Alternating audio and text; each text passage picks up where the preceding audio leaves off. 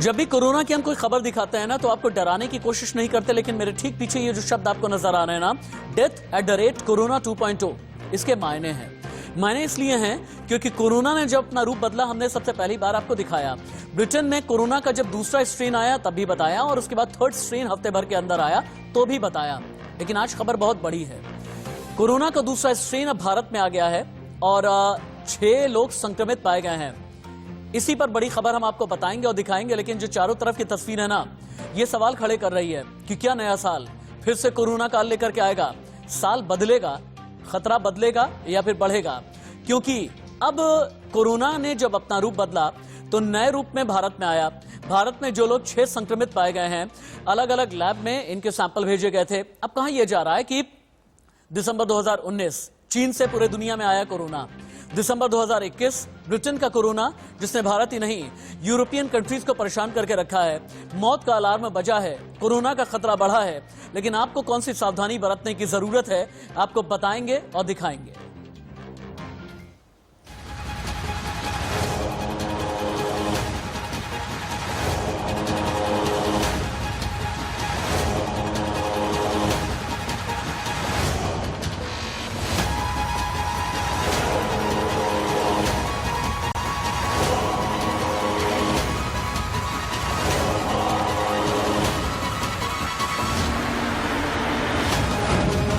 Corona का नया strain पहले से ज्यादा खतरनाक।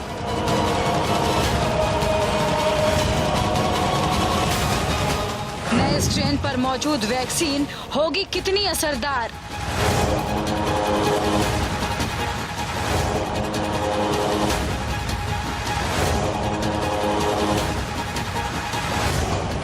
क्या नया कोरोना बच्चों के लिए है ज्यादा खतरनाक?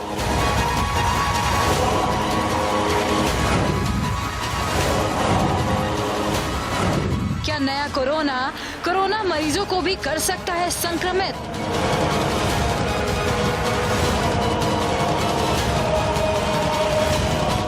ये वो तमाम सवाल हैं जो लोगों के मन में उठ रहे हैं।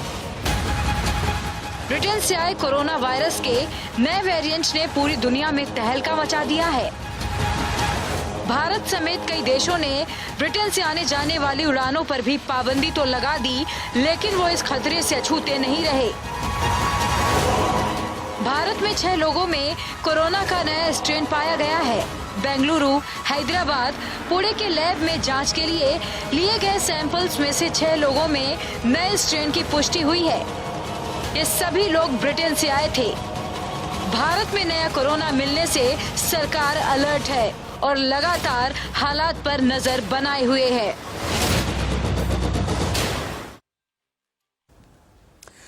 कोरोना के नए स्ट्रेन पर बहुत बड़ी खबर आ रही है। भारत पहुंचा ब्रिटेन वाला वायरस। भारत में नए स्ट्रेन से संक्रमित 6 मरीज मिले हैं। ब्रिटेन से लौटे 6 लोगों में नया स्ट्रेन मिला है। बेंगलुरु, पुणे, हैदराबाद में टेस्ट के बाद में पुष्टि हुई है, तो भारत में भी कोरोना वायरस का नया स्ट्रेन पहुंच गया है। 6 संक्रमितों में वायरस मिला। सभी हाल ही में ब्रिटेन से लौटे थे। अभी ये पता नहीं चला मरीज कहां पाए गए हैं, लेकिन इनके 3 सैंपल बेंगलुरु, 2 हैदराबाद और 1 पुणे के इंस्टीट्यूट भेजे गए हैं। ब्रिटेन में अब तक कोरोना वायरस के ज्यादा खतरनाक 2 वेरिएंट मिल चुके हैं। पहला वेरिएंट मिला, इसके बाद ही हमने किस तरह से फ्लाइट को कैंसिल किया, फ्लाइट को रद्द किया, ये हमने आपको बताया था। लेकिन फ्लाइट से जितने लोग भारत पहुंचे उनका एयरपोर्ट पर ही RT-PCR टेस्ट किया गया था। लेकिन अब ये कहा जा रहा है कि 3 सैंपल बेंगलुरु, 2 हैदराबाद और 1 पुणे का जो सैंपल है, जो अलग अलग इंस्टीट्यूट में भेजे गए थे, और ये 6 सैंपल कुल मिला जुला करके कोरोना के नए स्ट्रेन वाले सैंपल पाए गए हैं। अब इंफोग्राफी के जरिए आप ये समझें कि भारत में कोरोना 2.0 का खतरा कितना ज्यादा है, क्योंकि भारत की दहलीज तक कोरोना 2.0 आ गया है। भारत में भी कोरोना वायरस का नया स्ट्रेन पहुंच गया है, जैसा कि मैंने अभी ब्रेकिंग में बताया है। भारत में 6 संक्रमितों में नए स्ट्रेन का वायरस मिला है। ये सभी लोग हाल ही में ब्रिटेन से वापस भारत लौटे हैं। हालांकि अभी ये पता नहीं चला कि ये मरीज कहां पाए गए हैं, लेकिन 3 सैंपल बेंगलुरु, 2 हैदराबाद, 1 पुणे के इंस्टीट्यूट भेजे गए थे। ब्रिटेन में अब तक कोरोना के ज्यादा खतरनाक 2 वेरिएंट मिले हैं। 21 दिसंबर को ब्रिटेन से आने वाली फ्लाइट पर रोक लगा दी गई थी और ये रोक 31 दिसंबर तक है। लेकिन कहा यह जा रहा है कि ये रोक आगे भी बढ़ाई जा सकती है, यानी एक्सटेंशन और ज्यादा हो सकता है। लेकिन हम जिस स्ट्रेन की बात कर रहे हैं, ये कितना खतरनाक है और कितना जानलेवा है, ये भी देखें आप। ब्रिटेन में मिले कोरोना के नए स्ट्रेन का नाम है VUI 202012/01। B117 भी कहते हैं इसे। कोरोना का नया स्ट्रेन ज्यादा इन्फेक्शियस है, ट्रांसमिशन तेज होता है और इसीलिए भारत में खतरा बढ़ गया है। नया स्ट्रेन यूके के उत्तर पूर्व में केंट काउंटी में सितंबर में सामने आया। अब भारत में 6 संक्रमित हैं। लंदन में 62% केस नए स्ट्रेन के हैं, जो 3 हफ्ते पहले 28% थे। लेकिन भारत में भी अब 6 संक्रमित मिल गए हैं। लेकिन 20 देशों में कैसे कोरोना का नया स्ट्रेन पहुंचा है, अब आप ये भी देखें। ये 20 देश कौन कौन से हैं? United Kingdom uncontrolled, Denmark 9 case, Norway 2 case, पुर्तगाल में भी कई केस आए हैं, स्वीडन में 1 केस, फ्रांस में 1 केस, स्पेन में 4 केस, स्विट्जरलैंड में 3 केस, इटली में 2 केसेस आए हैं, जापान में 5 केस नए स्ट्रेन के आए हैं, लेबनान ऑस्ट्रेलिया में भी 2-2 केसेस आ चुके हैं, दक्षिण अफ्रीका में 2 केस आए हैं, दक्षिण कोरिया में कई केस आए हैं, सिंगापुर में कई केस आए हैं, कनाडा में केसेस हैं, जर्मनी में नए स्ट्रेन का खतरा है, नाइजीरिया में है, जॉर्डन में है और भारत में भी। जैसा कि शुरुआत में ब्रेकिंग न्यूज के तौर पर मैंने आपको बताया था और दिखाया था कि 6 केसेस आ चुके हैं भारत में भी। लेकिन एक काम करते हैं, एक बार डिबेट को हम ओपन करते हैं और जितने भी हमारे साथ में गेस्ट जुड़े हुए हैं उन्हें इंट्रोड्यूस कर देते हैं। मेरे साथ में मेरी कोलीग शालिनी भारद्वाज हैं, मेरे साथ में डॉक्टर शुभ्रदीप करमाकर हैं जो कि डॉक्टर हैं all India institute of medical sciences के। डॉक्टर मंजरी त्रिपाठी भी all India institute of medical sciences से मेरे साथ में जुड़ी हुई हैं। लेकिन उससे पहले बेंगलुरु चलते हैं, जयप्रकाश के पास में इंडिया न्यूज संवाददाता मेरे साथ में जुड़े हुए हैं। जयप्रकाश, 3 सैंपल बेंगलुरु में नए स्ट्रेन के संक्रमित पाए गए हैं, इनके बारे में और डिटेल आपके पास क्या है? ये जो मरीज हैं इनके वेयर अबाउट्स के बारे में क्या जानकारी है और क्या इनकी कॉन्टैक्ट ट्रेसिंग की जा रही है?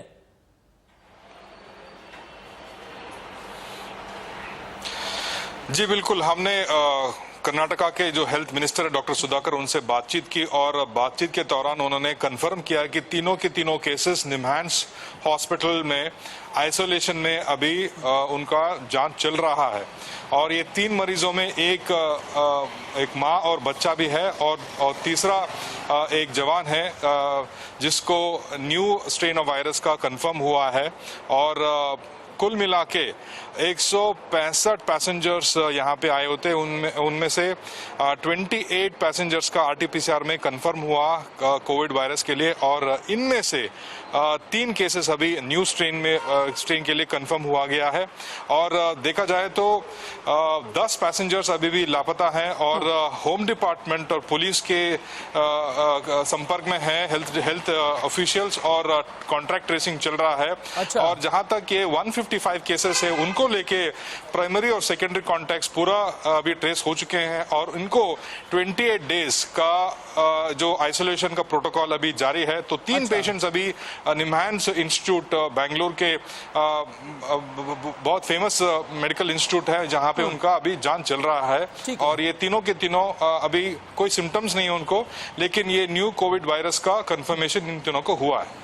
ठीक है, जयप्रकाश दोबारा भी आपके पास में आएंगे, लेकिन फिलहाल के लिए डॉक्टर शुभ्रदीप, मंजरी त्रिपाठी और शालिनी भारद्वाज के पास भी चलते हैं और बाकी थोड़ी देर के बाद में मुंबई, पुणे, हैदराबाद, हर जगह के रिपोर्टर्स हमारे साथ में जुड़ेंगे और हम आपको आगे भी जानकारी देंगे कि कोरोना का ये नया खतरा, ये ब्लैक फंगस वाला नया खतरा क्या है, आगे हम आपको बताएंगे और दिखाएंगे। लेकिन डॉक्टर शुभ्रदीप करमाकर, सबसे पहले आपके पास आते हुए, 6 संक्रमित पाए गए हैं, 3 सैंपल बेंगलुरु के, 2 हैदराबाद के, 1 पुणे के इंस्टीट्यूट भेजे गए थे। बताया जा रहा है कि ब्रिटेन से लौटे हुए मुसाफिर हैं, हिंदुस्तानी हैं और ये नए स्ट्रेन से ग्रसित हैं। भारत के लिए कितना बड़ा खतरा है? क्या नया साल, नया कोरोना काल लेकर के आ रहा है? डरने की जरूरत है, सावधान रहने की जरूरत है? इसमें डरने की कोई जरूरत नहीं है। मुझे लगता है कि हमें पैनिक मोड में भी जाने की कोई जरूरत नहीं है। हाँ, जिस तरह का प्रिकॉशंस हम लेते आ रहे हैं उसी तरह का प्रिकॉशंस ले और उसको बड़ा स्ट्रांगली फॉलो करें, जैसे hand washing, mask, wearing the mask, maintaining social distancing वगैरह। हाँ, ये सही है कि जो ये नया जो स्ट्रेन है B117 ये ज्यादा इन्फेक्शियस है, बहुत 70% मोर इन्फेक्शियस है। मगर इसमें जो जान की खतरा की ऐसा कोई स्टडीज में अभी भी पाया नहीं गया है, तो इसलिए हमें पैनिक मोड में जाने की जरूरत नहीं है। जस्ट हमें प्रिकॉशंस लेना है और प्रिकॉशंस को अच्छी तरह से फॉलो करना। डॉक्टर मंजरी, हालांकि अभी डॉक्टर शुभ्रदीप ने यह कहा है कि हमें डरने की जरूरत नहीं है, लेकिन प्रिकॉशन ज्यादा होना चाहिए। मुझे ऐसा लग रहा है कि स्क्रीन पर सभी को रखना चाहिए। हाँ, डॉक्टर मंजरी के पास। डॉक्टर मंजरी, क्या कोरोना वायरस के सेकंड स्ट्रेन से भारत को बहुत ज्यादा डरने की जरूरत है? पहला तो मेरा यह सवाल है और दूसरी बात यह है कि हालांकि कॉन्टैक्ट ट्रेसिंग की जा रही है, कहा यह जा रहा है कि ट्रांसमिशन रेट बहुत तेजी के साथ में बढ़ा करता है, तो ऐसे में क्या यह समझा जाए कि बेंगलुरु, हैदराबाद, पुणे, दिल्ली, मुंबई ये सभी खतरे की जद में आ चुके हैं?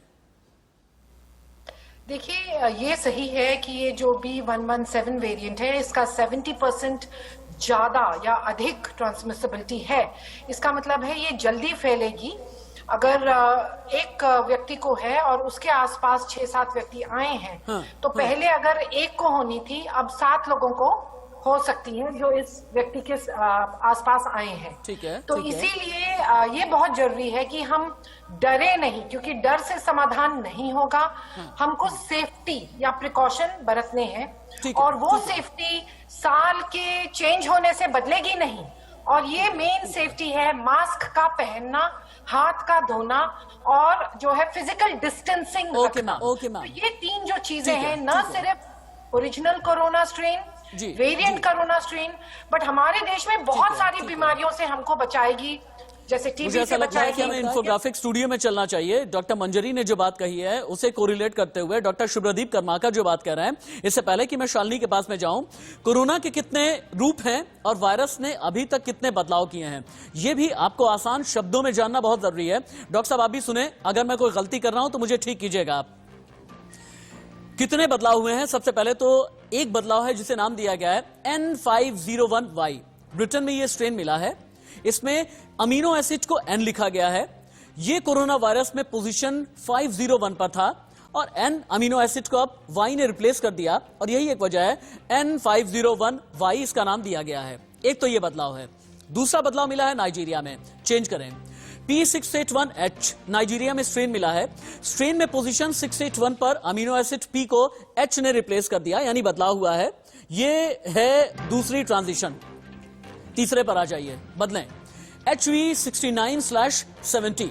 फ्रांस और दक्षिण अफ्रीका में भी वायरस में बदलाव दिखा है और स्ट्रेन पोजीशन 69 और 70 पर अमीनो एसिड्स के डिलीट होने का नतीजा यह रहा HV69/70, यानी बदलाव नंबर 2। अब बदलाव नंबर 3 है N439K। ब्रिटेन में रिसर्चर्स ने इस नए वेरिएंट के बारे में बताया है और इसमें पोजीशन 439 पर स्थित अमीनो एसिड N को K ने रिप्लेस कर दिया है। यानी अभी तक इतने बदलाव हो चुके हैं, लेकिन ये बदलाव होता कैसे है, वायरस रूप कैसे बदलता है, और वायरस के रूप बदलने की प्रक्रिया को बोलते हैं म्यूटेशन। अब ये म्यूटेशन क्या होता है समझिएगा आप। म्यूटेशन का मतलब होता है किसी जीव के जेनेटिक मटेरियल में बदलाव हो जाना। वायरस खुद की लाखों कॉपी बनाता है और कोरोना वायरस भी ऐसा ही करता है। वायरस यानी विषाणु एक इंसान से दूसरे इंसान तक या जानवर से इंसान में जाता है। वायरस की हर कॉपी अलग होती है और कॉपी में ये अंतर जो है ना बढ़ता चला जाता है। कुछ ही वक्त के बाद में एकाएक वायरस में नया स्ट्रेन आता है। म्यूटेशन एक बहुत ही सामान्य प्रक्रिया है। वायरस अपना रूप बदलते रहते हैं और ये डॉक्टर जानते हैं। सीजनल इन्फ्लुएंजा हर साल नए रूप में सामने आता है। खांसी, जुकाम, नजला, बुखार, डेंगू आप जानते ही हैं। कोविड-19 के नए वेरिएंट्स को लेकर वैज्ञानिकों को बहुत ज्यादा हैरानी नहीं है, लेकिन कौन सा बदलाव ज्यादा खतरनाक है ये जानना भी जरूरी है। डॉक्टर शुभ्रदीप कर्माकर आप बताएं, बदलाव कौन सा खतरनाक है, उसके बाद शालिनी के पास में चलेंगे। देखिए कौन सा बदलाव, ये जो आपने सारे जो म्यूटेशंस का लिस्ट जो बताया है ये सही है, लेकिन ऐसा भी बहुत सारे म्यूटेशंस होते हैं वायरस के रेप्लिकेशन साइकिल में। क्योंकि आरएनए वायरस है, ये म्यूटेशंस बड़ा कॉमन है। तो बहुत सारे म्यूटेशंस ऐसे भी होते हैं जो वायरस खुद के लिए, वायरस के लिए हानिकारक है। यानी वो म्यूटेशंस अगर वायरस रैंडमली अगर पिकअप कर लिया तो वायरस और आगे बढ़ नहीं पाएगा। तो ये तो बड़ा प्रोबेबिलिटी की चांसेस है जो कौन सा म्यूटेशंस किस कंडीशन में लीथल हो जाता है और वो वायरस के लिए एडवांटेजेस हो जाता है। अभी आपने जो 10-11 म्यूटेशंस का लिस्ट बताया, ये म्यूटेशंस वायरस के लिए हानिकारक, हमारे लिए हानिकारक है क्योंकि वायरस को एडवांटेज देता है। अब ये प्रेडिक्ट करना थोड़ा सा टफ है क्योंकि कुछ म्यूटेशंस कोई पर्टिकुलर सोसाइटी में, कुछ पर्टिकुलर एथनिक ग्रुप में, पर्टिकुलर पॉपुलेशन में ज्यादा हानिकारक हो सकता है। यूनिवर्सल न भी हो सकता है। जो यूके में जो वेरिएंट पाया गया हो सकता है ये इंडिया के लिए उतना ज्यादा खतरनाक ना हो। सो ये पॉपुलेशन शालिनी, अब आपको बीच में आना बहुत जरूरी है क्योंकि आपकी कई साइंटिफिक रिसर्च है। वैक्सीनेशन को लेकर के देश में क्या चल रहा है, दुनिया में क्या चल रहा है, आपने हमें बताया है। लेकिन मुझे ये बताएं कि जो कोरोना का सेकंड स्ट्रेन है या सेकंड के बाद, अब तो खबरें ऐसी भी आ रही हैं कि ब्रिटेन में थर्ड स्ट्रेन के बारे में भी पता चला है। जो अभी वैक्सीन आ रही है पहले स्ट्रेन से तो बचा ले जाएगी, लेकिन क्या ये सेकंड स्ट्रेन का खतरा, इससे भी हम बच जाएंगे, थर्ड स्ट्रेन से भी बचेंगे अभी मौजूदा दौर वाली जो वैक्सीन है? जी बिल्कुल। अभी जो अगर हम बात करें फाइजर की बात करें, मॉडर्ना की, एस्ट्राजेनेका की बात करें, या फिर और भी जो तमाम वैक्सीन अभी तैयार हो रही हैं और जो हो चुकी हैं, वो इतनी इनफ और इतनी कारगर साबित है। इस तरह के जो स्ट्रेन और म्यूटेशंस होंगे अभी इन सब से लड़ सकती हैं, और खासतौर पे अगर वैक्सीन को लगाता है तो लगभग 1 साल तक वो सुरक्षित रह सकता है। लेकिन 1 साल के बाद अगर वायरस किसी डेडलीस्ट रूप में म्यूटेट हो जाता है तो मुश्किल होगी। ऐसे में जैसे कि डॉक्टर मंजरी ने भी कहा कि हमें सतर्कता बरतनी होगी और जो चीजों का हम ध्यान रखते आए हैं वो रखनी जरूर होगी। लेकिन अभी जो वैक्सीन है हमारे पास वो इतनी कारगर साबित है कि इस तरह के म्यूटेशन से वो पूरी तरह से लड़ने में सक्षम है। मुझे ऐसा लगता है कि जो स्क्रीन है इसको इसी तरह से रखें, और जो मेरे एक्सट्रीम लेफ्ट साइड में जहां पर अब हॉस्पिटल की तस्वीरें दिखा रहे हैं वहां पर दिखाएं नए स्ट्रेन पर तमिलनाडु के हेल्थ सेक्रेटरी उन्होंने कहा क्या है, एक बार हम सभी सुनेंगे, दिखाएं। Today in Tamil Nadu, one person has been identified as UK strain, having UK strain. On the day of arrival itself, he was isolated. We are keeping him in a separate room and providing the treatment. We have expanded the test. ठीक है, आपने तमिलनाडु के health secretary को सुना। एक बार लोकेश्वर राव के पास में चलते हैं, हैदराबाद से मेरे साथ में लाइव जुड़े हुए हैं। नए स्ट्रेन के खतरे को देखते हुए हैदराबाद में कितनी ज्यादा हड़कंप है, क्योंकि आज से 6 महीने पहले भी लोकेश्वर आपने हमें यह बताया था कि हैदराबाद में खासतौर से वो कंपनियां जो कि इंटरनेशनल स्टैंडर्ड और नॉर्म्स के हिसाब से चलती हैं, जिनका जितने भी कम्युनिकेशन होते हैं या जितने भी इनकी बिजनेस डीलिंग होती है ज्यादातर विदेश के साथ में होती है, तो वहां पर कोरोना के सेकंड स्ट्रेन को लेकर के कितना खतरा बताया जा रहा है? तो कोरोना का सेकंड स्ट्रीम 2 आदमी का कोरोना पॉजिटिव हुआ है। वो दो आदमी यूके से आया था 10 तारीख में ये मंथ। मैं अभी हेल्थ डिपार्टमेंट के पास हूँ। आप देख रहे हैं मीटिंग चल रहा है अंदर, एक मीटिंग चल रहा है कैसा एक्शन टेकिंग करने के लिए। इसीलिए वो दूसरा ये सेकंड स्ट्रेन वो पिछले वायरस से 70% बहुत डेंजर है फैलने के लिए। इसीलिए मुझे ऐसा लग रहा है हाँ लोकेश्वर, आपने जानकारी दे दी है, बहुत बड़ी ये खबर आ रही है, ये जरूर फ्लैश करनी चाहिए। कोरोना के नए स्ट्रेन पर ही ये बड़ी खबर है, क्योंकि कोरोना 2.0 की हम बात कर रहे हैं। नए स्ट्रेन पर वैक्सीन टेस्टिंग भी शुरू हो गई है। जैसे शालिनी से अभी बात हो रही थी, नोवावैक्स बायोटेक कंपनी है, ब्रेकिंग चलाएं, नोवावैक्स बायोटेक कंपनी है जिसने टेस्टिंग शुरू की है।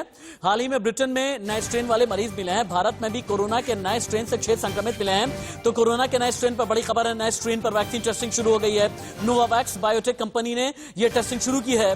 हाल ही में ब्रिटेन में मिले हैं नए स्ट्रेन वाले मरीज। भारत में भी कोरोना के नए स्ट्रेन से 6 संक्रमित हैं। एक और ब्रेकिंग चला देनी चाहिए, कोरोना का आज का अपडेट बैक टू बैक चलाएं। भारत में अब तक कोरोना के लगभग 1 करोड़ 2 लाख केस सामने आए हैं। देश में कोरोना से बीमार 98 लाख मरीज ठीक हो गए हैं। 24 घंटे में 16,072 केस आए। 23 जून के बाद कोरोना संक्रमितों का सबसे कम आंकड़ा है। ये एक सुकून वाली बात है। भारत में अब तक 1,48,000 मरीजों की मौत हो चुकी है।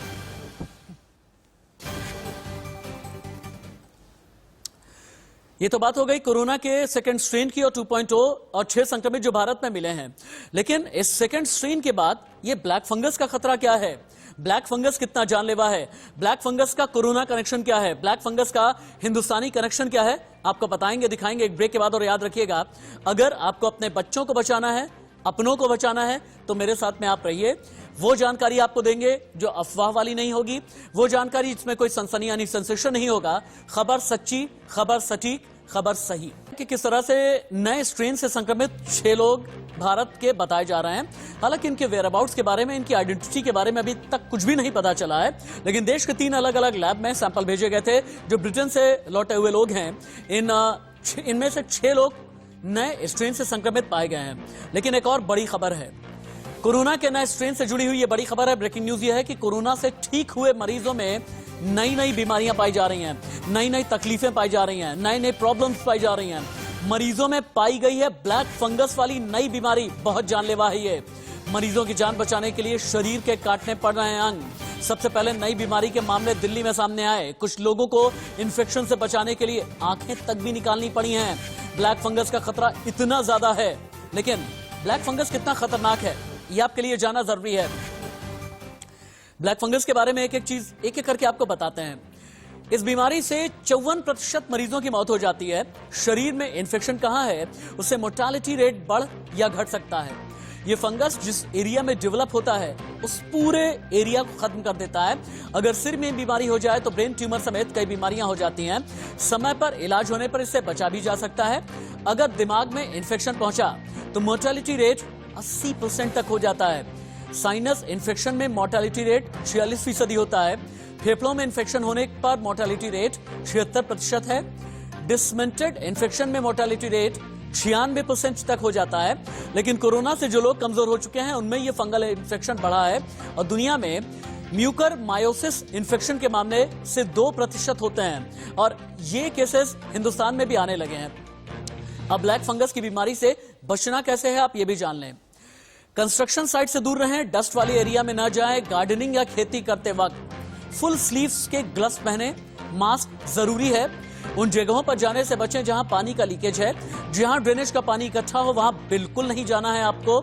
जिन लोगों को कोरोना हो चुका है उन्हें पॉजिटिव अप्रोच रखनी चाहिए। कोरोना ठीक होने के बाद भी रेगुलर हेल्थ चेकअप जरूरी है। अगर फंगस के कोई भी लक्षण दिखें तुरंत ही डॉक्टर के पास जाएं। इससे ये फंगस शुरुआती दौर में ही पकड़ में आ जाएगा। यानी ब्लैक फंगस के बारे में जानकारी है, लेकिन ब्लैक फंगस बीमारी वाले लक्षण क्या हैं ये भी जाने आप। चेहरा एक तरफ सूज जाता है, स्वेलिंग आ जाती है, सिर दर्द होता है, नाक बंद हो जाती है, उल्टी आने लगती है, बुखार आना, सीने में आपको दर्द होता है, साइनस कंजेशन होता है, मुंह का एक ऊपर का जो हिस्सा है ना, नाक पर ही काले घाव बनने लगते हैं और इसी को ब्लैक फंगस बोला जाता है। और इन्फेक्शन से खतरा किन किन को है ये भी आपके लिए आगे हम बताएंगे। बुजुर्गों को खतरा कितना है, बच्चों को खतरा कितना है, महिलाओं को खतरा कितना है और प्रेग्नेंट जो फीमेल्स हैं उनके लिए खतरा कितना है। डॉक्टर मंजरी आपके पास आते हुए, अभी तक तो हम कोरोना से लड़ रहे थे, वैक्सीनेशन का हम इंतजार कर रहे हैं। पहले हफ्ते में ये कहा जा रहा है या दूसरे हफ्ते में हिंदुस्तान में वैक्सीनेशन शुरू हो जाएगा, लेकिन ये ब्लैक फंगस का खतरा क्या है, कितना बड़ा है? देखिए, ब्लैक फंगस एक नई बीमारी नहीं है। ये पहले भी हम जो डायबिटिक्स थे, जो अनकंट्रोल डायबिटिक्स थे, जो मॉइस्ट या सराउंडिंग में रहते थे, जिनके घर में सीलन वगैरह है, उनमें हम पाते थे। पर इसकी मात्रा बहुत कम थी।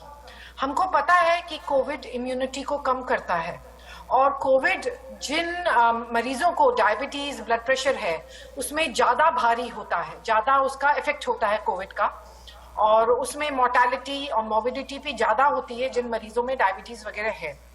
तो जब हम कोविड को पा रहे हैं और डायबिटीज भी साथ में है और इम्यूनिटी भी कम है, तो जाहिर है कि ये फंगस शरीर के अंदर आ सकती है।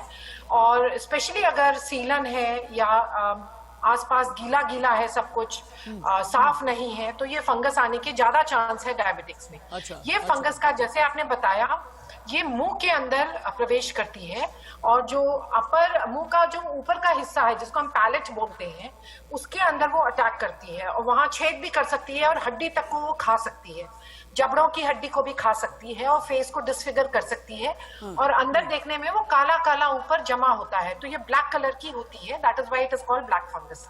म्यूकरमाइकोसिस या ज़ाइगोमाइकोसिस ये एक बहुत ही खतरनाक बीमारी है, क्योंकि जो एंटी फंगल जो दवाई हम देते हैं वो इस बीमारी में नॉर्मली विदाउट कोविड भी असरदार होती थी, पर असर होते होते भी इस बीमारी में मोर्टालिटी ज्यादा थी, मतलब डेथ की ज्यादा पॉसिबिलिटी है। तो दो एंटी फंगल एजेंट्स हैं, एम्फोटेरिसिन और वोरिकोनाजोल, ये हम यूज करते हैं। पर चूंकि कोविड भी है, म्यूकर भी है और मरीज की इम्यूनिटी बहुत कम है, तो संभावना है कि ये म्यूकरमाइकोसिस जिन जिन कोविड मरीजों को हो रही है उनमें फिर मोर्टालिटी या मुझे डेथ डॉक्टर शुभ्रादीप कर्माकर के पास भी जाना चाहिए। डॉक्टर शुभ्रादीप कर्माकर, ये ब्लैक फंगस वाले कितने केसेस अभी तक आपके पास में आ चुके हैं? मैं कोरोना काल के बाद की बात कर रहा हूं। और जिन्हें डायबिटीज है, अगर कोरोना हो गया, कितने % चांसेस होते हैं कि ये ब्लैक फंगस के खतरे से भी उन्हें दो चार होना पड़ेगा? और साथ ही मुझे ये भी बताएं कि कोरोना के सेकेंड स्ट्रेन या ब्लैक फंगस जैसे कॉन्सिक्वेंसेस से किन्हें ज्यादा बचने की जरूरत है? पुरुषों को, महिलाओं को, बुजुर्गों को, बच्चों को या प्रेग्नेंट फीमेल्स को? मैम, जैसा मंजरी मैम ने जो एक्सप्लेन किया है, मेरे ख्याल से दैट इज उन्होंने काफी इलाबोरेटली उन्होंने एक्सप्लेन किया है जैसे ब्लैक फंगस को स्पेसिफिकली, ये मेरा डोमेन नहीं है, मेरा स्पेशलिटी नहीं है, ये ईएनटी स्पेशलिस्ट से पूछने से सही रहेगा। सो मैं इसीलिए ये क्वेश्चंस को डायरेक्टली नहीं आंसर देना चाहता हूँ, क्योंकि ये केस टू केस कोई बात नहीं, कोई बात नहीं। मैं काम करता हूँ, मैं एक बार मुंबई चलूंगा, लेकिन उससे पहले शालिनी, हिंदुस्तान को इंतजार है, ये तो वेरिएंट नए नए आते जा रहे हैं, लेकिन हिंदुस्तान एक ही सवाल कर रहा है। थोड़े दिन पहले डॉक्टर हर्षवर्धन ने यह कहा कि जनवरी के किसी भी हफ्ते में वैक्सीन का पहला शॉट दिया जाना हम शुरू कर देंगे। वो हफ्ता कौन सा होगा? क्या पहले हफ्ते में ही, या आगे और भी इंतजार करना पड़ेगा? वैक्सीनेशन को लेकर के अभी की ताजा जानकारी क्या है? जी बिल्कुल राशि, जैसे कि आज का जो दिन है वो बहुत क्रूशियल है। एस्ट्राजेनेका को हो सकता है कि आज के दिन इमरजेंसी ऑथराइजेशन मिल जाए, और अगर एस्ट्राजेनेका को इमरजेंसी ऑथराइजेशन मिल जाता है तो ऐसे में पहले से ही सीरम ग्रुप के साथ उनका टाई अप है। सीरम ग्रुप की पूरी तरह से तैयारी है। भारत में लगभग 40 से 50 मिलियन जो वैक्सीन है वो पूरी तरह से बनकर तैयार है। साथ ही में ड्राई रन शुरू हो चुका है, कल भी ड्राई रन हुआ था, आज भी कई राज्यों में ड्राई रन है, उसकी शुरुआत हो चुकी है। ऐसे में कैसे एस्ट्राजेनेका से मिलता है, क्योंकि यहाँ के जो ड्रग कंट्रोलर है वो लगातार रिव्यू कर रहे हैं और उनको इंतजार है एस्ट्राजेनेका ने बहुत बड़ी तादाद में लोगों के ऊपर जो है वैक्सीन या वो क्लिनिकल ट्रायल्स किए हैं। ऐसे में जैसे ही वहां से उनको ऑथराइजेशन मिलता है, भारत में उम्मीद है कि अगले 2 या 3 दिन में एक बड़ी खुशखबरी भारत को मिलेगी, और वो कोविशील्ड वैक्सीन। हमें शालिनी भारद्वाज ये बताते हुए कि 2 से 3 दिन में भारत को बड़ी खुशखबरी मिलेगी। ये 2 से 3 दिन, चूंकि आज अब बस यूं कहें कि अब तो घंटों का इंतजार किया जा रहा है नए साल को लेकर के, यानी नया साल पहला हफ्ता आपको कोई बड़ी खबर मिल सकती है, खुशखबरी मिल सकती है वैक्सीनेशन को लेकर के। शिवानी, आपके पास आते हुए, चूंकि मुंबई ने सबसे ज्यादा पहले फेज में कोरोना को लेकर के डराया है, वहीं धारावी ने एक एग्जाम्पल भी सेट किया है, जो वो धारावी जहां पर एक के बाद एक सुपर स्प्रेडर मिल रहे थे, कोरोना पर कंट्रोल कर लिया है। लेकिन अब सेकंड स्ट्रेन को लेकर के, सेकंड स्ट्रेन के अलावा ब्लैक फंगस को लेकर के, इन सब से बचाव के लिए महाराष्ट्र सरकार की तैयारियां क्या हैं?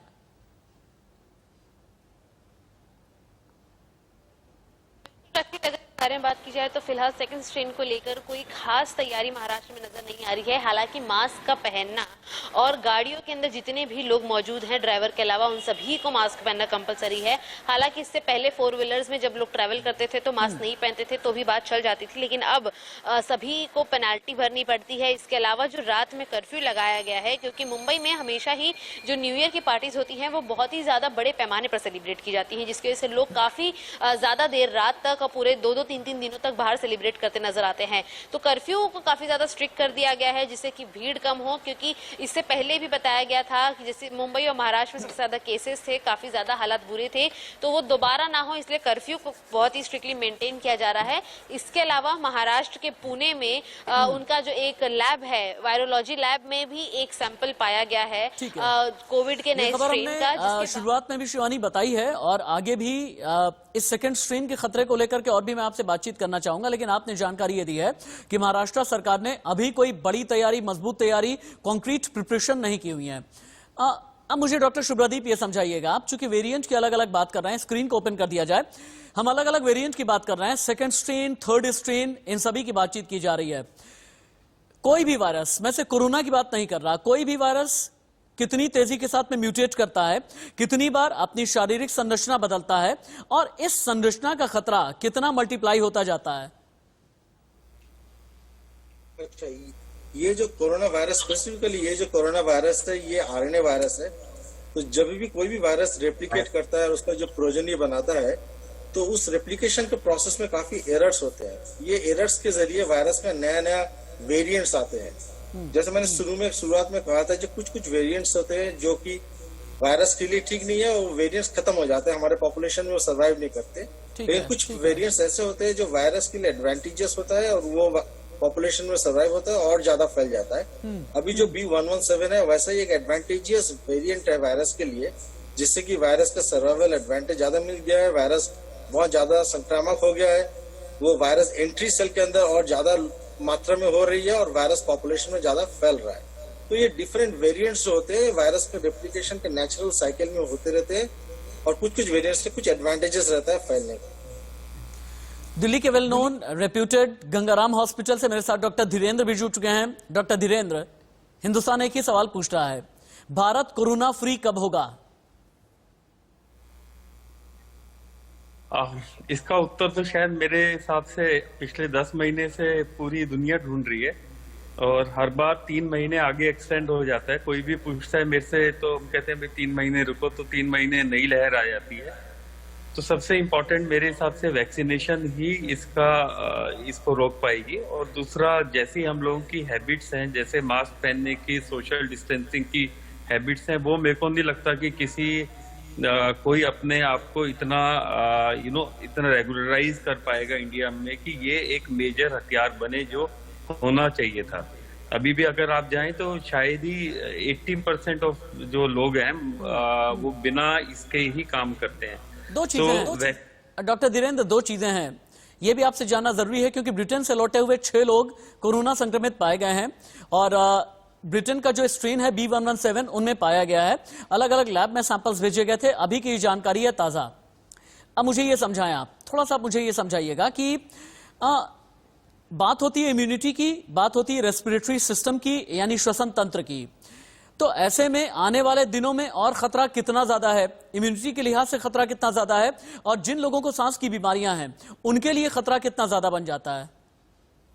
देखिए, सबसे पहले इस B117 की स्ट्रेन की बात करें तो ये सितंबर में ये निकले थे यूके में, एंड इस टाइप के स्ट्रेन्स, और ये अभी तक फैल चुका होगा इंडिया में। ऐसा नहीं हो सकता, ये तो जागे अब है, जब हमें यूके से वहां से इंफॉर्मेशन आई तब हमने डायग्नोज किया। अदरवाइज ये रेगुलरली हमें सर्वेलेंस रखनी चाहिए थी, जिससे हम भी डायग्नोज करें कि हमारे देश में क्या आ रहा है, रेदर देन वहां से इंफॉर्मेशन मिले फिर हम एक्ट करें। तो ये बहुत लाइकली है ये फैल चुका होगा इंडिया में, कोई बड़ी बात नहीं है। और आगे चलते हैं इसको, ये सारी स्पेकुलेशंस हैं, ये एनिमल मॉडल पे स्पेकुलेशन है कि ये ज्यादा A2 सेल पे अडेयर करेगा, ज्यादा स्प्रेड होगा, एंड इसमें केवल वायरस की वायरुलेंस के ऊपर नहीं डिपेंड करता, बॉडी की इम्यूनिटी, वायरस का अमाउंट कितना है। थर्डली, जैसे विंटर्स में अमाउंट ज्यादा जाता है, विंटर्स में ड्रॉपलेट इन्फेक्शन ज्यादा होता है, बहुत सारी चीजें हैं इंक्लूडिंग कोमोबिलिटी जो रोल प्ले करती हैं। और सबसे इंपॉर्टेंट रोल है ह्यूमन जेनेटिक। आपने देखा होगा इंडिया में as compared to west mortality बहुत कम रही है, जबकि हम यहाँ जानते हैं हमारी जो गवर्नमेंट की सिस्टम है, जो हमारा हॉस्पिटलाइजेशन और हेल्थ केयर सिस्टम है, कहीं पुअर है as compared to any of the western country. तो भी हमारे यहाँ मोर्टेलिटी कम हुई है। तो इस समय ये स्पेकुलेशन है सारी की सारी कि ये वायरस इतना डेंजरस होगा। और मेरे हिसाब से पिछले 2 महीने में जो पीक आई थी that was linked with Diwali and over crowding, इस टाइप की फिर से पीक आ सकती है, स्पेशली नेक्स्ट 2-3 डेज के बाद, जब हमारे न्यू ईयर पे मैं लोगों को देख रहा हूँ पार्टीज की तैयारियां कर रहे हैं, और क्लोज रूम पार्टीज से फैला था ये दिवाली के टाइम। तो इसमें वायरस डेफिनेटली रोल प्ले करेगा, बट ये स्पेकुलेशन है। डॉक्टर धीरेन्द्र जो बात कह रहे हैं ना, मुझे ऐसा लगता है कि जितने भी हमारे दर्शक हैं उन्हें समझने की जरूरत है। डॉक्टर धीरेन्द्र का ये कहना था कि जैसे ही न्यू ईयर पार्टीज में फिर से आप भीड़ जुटाएंगे, सामाजिक दूरी का पालन आप नहीं करेंगे, मास्क आप जैसे ही हटाएंगे, वैसे ही खतरा उतना ही ज्यादा बढ़ जाता है। ये डॉक्टर धीरेन्द्र का कहना है। लेकिन डॉक्टर मंजरी, एक और चीज है, मुझे लगता है कि डॉक्टर्स को आपको रखना चाहिए। डॉक्टर मंजरी, मेरे कई दोस्त ये पूछते हैं कि अब खतरा एक और बढ़ने लगा है कि कोरोना से ठीक होने के बाद, रिकवरी के बाद रिलैप्स होने के चांसेस बहुत ज्यादा बढ़ने लगे हैं। एक तो ये बात है, और उसके बाद रिलैप्स होने के चांसेस के अलावा भी जो आफ्टर इफेक्ट हैं या जो साइड इफेक्ट हैं वो ज्यादा खतरा पैदा कर रहे हैं। इनसे बचने के लिए क्या किया जाए, या इनसे बचने के लिए हिंदुस्तान में जो भी स्वास्थ्य सुविधाएं हैं वो पर्याप्त हैं, सफिशिएंट हैं?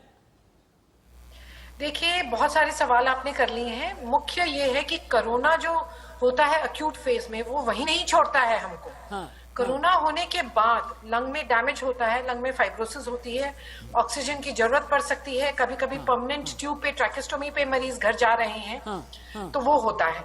दूसरा है, कोरोना जो है दूसरे सिस्टम्स को इफेक्ट करता है। जैसे कि हम न्यूरोलॉजिस्ट पा रहे हैं कि ब्रेन में इफेक्ट हो जाता है, और ब्रेन में इफेक्ट होने के बाद हाइपोक्सिया की वजह से ब्रेन फॉग या मेमोरी उड़ जाती है, या मेमोरी में प्रॉब्लम आती है, याद रखने में प्रॉब्लम आती है। इसके अलावा ब्रेन में हेमरेजिक एंसेफेलाइटिस हो सकती है, जिसमें दौरे पड़ सकते हैं और बेहोशी हो सकती है। इसके अलावा न्यूरोपैथी होती है, जिसमें नसों की पैरालिसिस हो जाती है, या फिर एक जीपी सिंड्रोम जिसको हम बोलते हैं, उस तरीके की भी पिक्चर हो सकती है जिसमें कंप्लीट पैरालिसिस हो जाए। तो ये सारी चीजें, और उसके अलावा इन्फेक्शंस बढ़ जाते हैं, ब्रेन के इन्फेक्शंस बढ़ जाते हैं, स्ट्रोक बढ़ जाता है, हेमरेजिक स्ट्रोक होता है, लकवा जिसको हम बोलते हैं या पक्षाघात, तो हेमरेजिक स्ट्रोक, इस्चेमिक स्ट्रोक, ये दोनों हो जाते हैं। तो हम बहुत सारी चीजें देख रहे हैं कोविड होने के बाद मरीजों को कोविड का असर रह रहा है, या उसका हम बोल सकते हैं वो निशान छोड़ जा रहा है मरीज के ऊपर। तो इसीलिए ये बहुत जरूरी है कि हम सतर्क रहें कि प्रिवेंशन इज बेटर देन हाय दैया लेटर। जो प्रिवेंशन है उस पे हम ढील रख रहे हैं। अगर जुनून नहीं आया हर एक के अंदर कि prevention is the key, prevention is the vaccine, vaccine भले ही मैं लगा लूं, मुझे वैक्सीन जरूर लगेगी, पर प्रिवेंशन मुझे तब भी करना है, मास्क तब भी पहनना है, फिजिकल डिस्टेंसिंग रखनी है, क्लोज डोर पार्टीज में नहीं जाना है। मतलब कोई ऐसा कोई हाई दैया नहीं हो जाएगा कि अगर आप क्लोज डोर पार्टी में न जाएं। आपको अपने आप को सुरक्षित रखना है। सिर्फ कोविड ही, हाँ कोविड तो हो जाएगा, बुखार होगा, ठीक हो जाएंगे, नहीं, उसके बाद भी बहुत सारी चीजें हो रही हैं।